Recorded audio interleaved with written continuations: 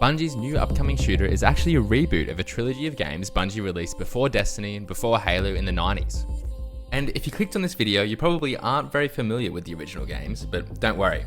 After this, you will know everything you need to understand the basics of the gorgeous universe of Bungie's newest shooter.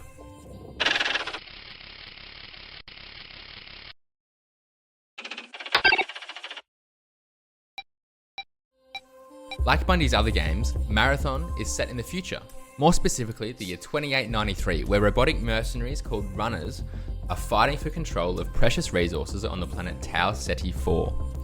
But to understand why anyone is even here in the first place, we need to travel back to the year 2472.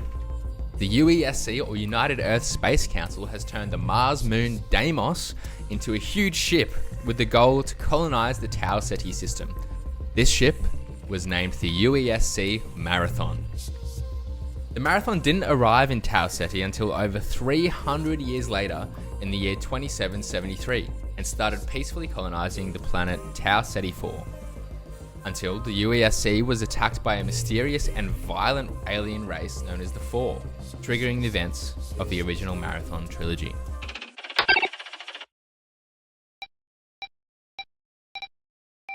In the OG Marathon, you play as a battle droid. Oh, no, sorry, not a battle droid, a battle roid, which you can think of as this game's Master Chief, as you are an enhanced human attempting to defend the colony from hostile aliens. As you progress in your defense, you find out that there are actually two separate alien races that make up the opposing force, the aforementioned Four and the Shvet, otherwise known as the Compilers. Now, these Compilers are actually cyborgs that are enslaved by the Four.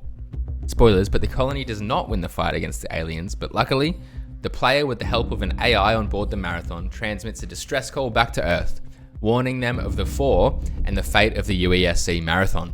Unfortunately, by the time the distress call would be received on Earth, over 90 years had passed.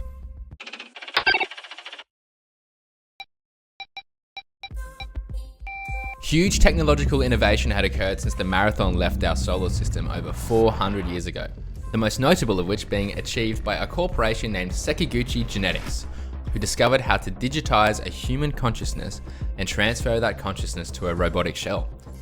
Quite similar to how Exos work in Destiny if you played that.